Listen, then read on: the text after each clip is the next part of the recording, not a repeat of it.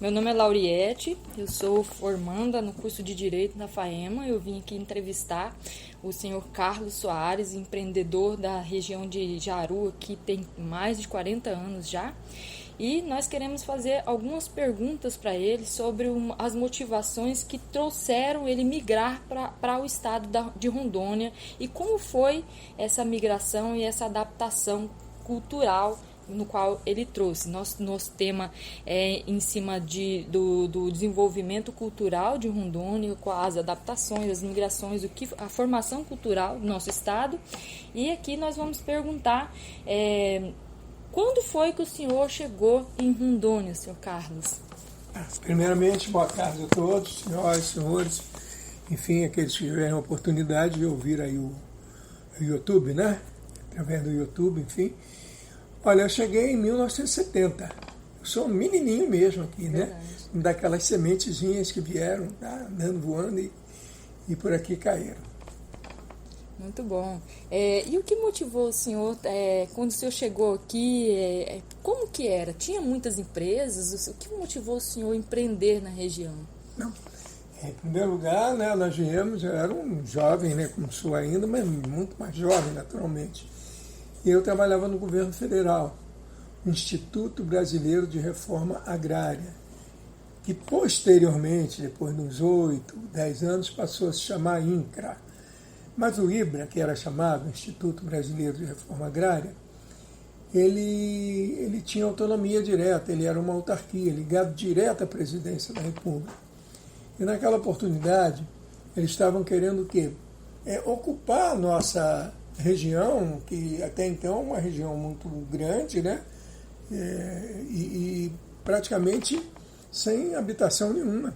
Só tinha mesmo os seringalhistas, que eram os cuidadores dessas nossas dividas. Eles faziam realmente a nossa guarda de fronteira.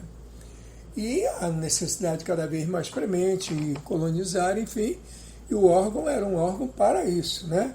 O Instituto Brasileiro de Reforma Agrária. Então se estudou, não só em Rondônia, em outros lugares, no Pará também, a implantação então da parte de colonização. Antes, porém, a parte fundiária, que foi definido, resolvido com os seringalhistas direitinho, para que então dispuséssemos, né, o órgão federal dispusesse dessa área e a partir daí a colonização. Então nós viemos realmente implantar essa colonização oficial dentro do estado de Rondônia. Eu era um funcionário federal, então não havia ainda ideia de nada de empresário, nada disso, não havia empresa nenhuma, praticamente nada. Nada. Isso aqui, a 364 é uma picada. Não tinha nem como implantar uma empresa na época. E o senhor veio Não empreender? havia, era só o pessoal mesmo que veio, foram os funcionários com esse objetivo, né? E dentre eles o Canuto, eu quero ressaltar aqui, que foi Sim. o grande, foi o coordenador de toda essa parte, e nós iniciamos no Ouro Preto, que é a mãe da colonização, na ocasião do território de Rondônia, Sim. e hoje, felizmente, estado de Rondônia. E foi tudo muito bem sucedido, muito bem feito, e nós éramos um daqueles, os 3 mosquiteiros, não eram bem 3, eram 6, mais ou menos 7, fomos aquelas sementinhas que, graças a Deus, eu acho que está aí o resultado, né, bacana. E aí as coisas tomaram assim um rumo, né? A gente sentiu, nós que estávamos aí, essa perspectiva. Uns continuaram, os nossos colegas, outros como eu, uma vida, digamos assim, disponível para isso, né? Ainda não era casado e tudo, né? Estava namorando e casei logo em seguida. Resolvi e via que havia essa possibilidade, que houve Ouro Preto, houve a expansão do Ouro Preto, né, e tudo bem sucedido, e aí começou a aglomerar-se pessoas ao longo de Ouro Preto, que é hoje aqui o Jaru, próximo de Paraná e outros lugares mais. Não havia recurso para o assentamento dessas famílias, não havia nesse projeto da colonização de Ouro Preto inicialmente a ideia do Jaru ou de outros lugares, apenas aquela área, que seria para ser colonizada ao longo de 4 anos, sendo 500 famílias por ano, 2.000 famílias.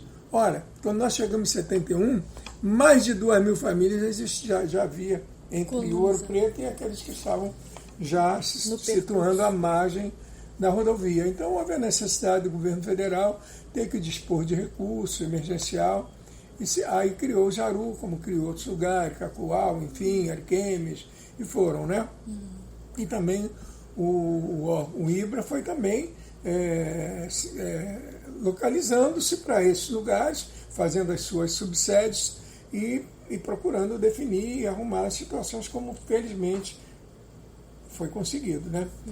Então tá, aí quando em março de 73 eu me desliguei do órgão, porque eu senti a perspectiva aqui no Jaru desse crescimento. Estava se doando terras urbanas para o comércio e até para residências. Isso tudo era mato, né? A pessoa tinha que chegar e derrubar e fazer aquelas barraquinhas de palha. Sim. E eu, né, novão também, vim no oba-oba com a turma, vambora. Que delícia. Eu lembro até que o falecido capitão Silvio Gonçalves Faria, Deus que o tem em bom lugar, ficou muito zangado, porque ele me tinha assim como uma pessoa de base dele. Sim. Quando ele sentiu que eu ia sair, ele ficou muito zangado comigo. Ainda fez aquela ameaça de se você incentivar a invasão aqui, você é o primeiro a ser preso. Assim, né? Porque ele, não, capitão, eu vou. Mas o Canuto, por outro lado, né, ele chegou assim, olha, rapaz, você tomou a melhor atitude, eu tenho certeza que hoje a sua luta, ela é uma luta como aí desses desbravadores, mas você não tem receio disso, que você já veio lá de trás conosco. E lhe digo mais, daqui mais uns anos, você está muito melhor do que qualquer um desses nossos que ficarmos aqui. E eu quero dizer o seguinte, o IBRA está de portas abertas para você. Olha, e temos mais a que agradecer. Eu falei, olha, era tudo que eu precisava ouvir. E aí começamos com o hotel, bar e restaurante bem. À esquerda de quem vai, à direita de quem vem. Não faz mal frequentar o bem ficar bem ali no Jaru, enfim. E por isso que nós temos hoje o Espaço Bem. Sim. O Espaço Bem é a mãe de tudo. Sim, então é uma história muito bonita. O Posto Aliança ele veio depois do restaurante Bem. Sim. E aí foram as coisas, né? Eu não sou empresário, eu fui um comerciante e a oportunidade me levava, como levou ao João, né, o João Gonçalves e tudo, aos caminhos que ia nos mostrando como é que nós tínhamos que fazer a coisa. Nós íamos ensinando. Ora botávamos a cara, levava uma pancada, tirava, botava. Era a forma empírica, mas foi a forma, digamos assim, da gente estar ali presente e desejar conhecer, desejar adentrar, né, nessas oportunidades que silenciosas, mas elas falavam. E sim, eu acho que nós pegamos um pouquinho disso aí também, né? Então, que maravilha. Por aí. Seria outra pergunta? Bom, você já respondeu todas as perguntas nessa situação, mas assim, as condições de vida, você explicou, é realmente, conforme as nossas pesquisas, né, muito, muito terríveis. E para comprar alimentos, conseguia para o restaurante? Sim, havia o chamado marreteiro, que nós chamávamos. Eram os caminhãozinho topo, caminhão pequeno, que não tinha condições de vir caminhões maiores, né? E eles vinham trazendo, eles vinham mascateando, vendendo tudo. Ali era uma mercearia dentro do caminhão deles, ambulante. Era sabão, era arroz. Né? Vendendo tudo. Depois eles foram levando, né? Mas adiante eles já levavam o arroz daqui, a produção. Mas óleo, instrumentos de enxada, enfim, tudo da área, né? Era os mascateiros. E você ia comprando para revender aquilo. Sabe como é que chegava a cerveja aqui? Cerveja e refrigerantes? Refrigerante nem tanto, porque refrigerante vinha de uma indústria da Baré, de Manaus. Sim. Vinha por balsa e chegava aqui direitinho de Manaus para Porto Velho vinha nesses caminhãozinhos e entregavam aqui. Mas a bebida, a cerveja, adivinha como é que vinha? Ela vinha nesses caminhões, nesses sacos de arroz de 60 quilos, ela vinha toda ali cheia de jornais, né? Nessas sacarias. Deus. Quando você conseguia ter 70%, comprava um saco de cerveja. Quando você conseguia salvar 70%, podia sair soltando fogo. Porque mesmo quebrava, por mais que quebrava tudo. Quebrava. E não havia o retorno do casco, né? Você comprava com tudo. Então a cerveja naturalmente era um pouquinho mais cara do que hoje. A gente não tem hoje a noção do valor, mas era bem mais caro até Sim. por esse grau de dificuldade que havia, e riscos, né? Sim. Esses mesmos caminhões. Pois é, então, Rondônia hoje, o que é Rondônia? Naquela ocasião era uma incógnita, era realmente desconhecida, era uma interrogação. Nós tivemos um período muito crítico aqui, que foi 1974, esse período me deu vontade de ir embora, de voltar correndo, que foi o período em que morreram bastante pessoas, crianças, então uma coisa da malária. A malária, olha, foi uma infestação, foi uma coisa bem endêmica, e nós tínhamos o Barbey, né, que tinha lá a sua marquisezinha, né? Sim. Ali parava ônibus, parava caminhão, parava tudo, né? Realmente era um lugar, minha falecida mãe lá, que fazia uma comidinha muito gostosa, as pessoas iam lá, não sei de onde parar. E nós, junto com a Mariana, inclusive, que foi uma parceirona, ficávamos dando certo apoio àqueles que chegavam da rede, trazendo os seus familiares, já praticamente falecidos, né? Sem recurso, não tínhamos recurso. E mais ainda, para piorar a coisa, foi o pior período dessa estrada aqui. Havia atoleiros de 30 em 30 quilômetros, atoleiros de parar, de ninguém passar mesmo, do camarada ficar um dia ali tentando arrumar alguma coisa para o outro puxar ele lá do outro lado e tal, e os outros carros poderem parar. Havia algumas baldeações dos ônibus, mas carro não tinha tanto carro assim. Então esse pessoal que adoecia, que nós não tínhamos estrutura nenhuma, um postinho pequenininho, que nem tinha medicamentos para malária ainda, suficiente, né? Aí tinha que pegar esse pessoal e tentar, com a boa vontade daqueles que já vinham sofrendo lá de Cuiabá, que eles levantassem e permitissem que esse pessoal fosse de ônibus, que era a única chance de vida que eles teriam para poder chegar em Porto Velho. E levava normalmente 18 horas daqui a Porto Velho. Era talvez o melhor trecho dessa 364. Porque sabe quantos dias de Cuiabá aqui? Quantos? 41 dias. Meu Deus! Olha, o pessoal chegava aqui barbudo, os ônibus imundos, né? Mas não tinha jeito, não tinha como, aí eu subia no ônibus, e ninguém queria sair, quando via aquele montoeiro de gente na rede ali, né? Era uma coisa, olha minha filha, Meu Deus! Sinceramente, que experiência.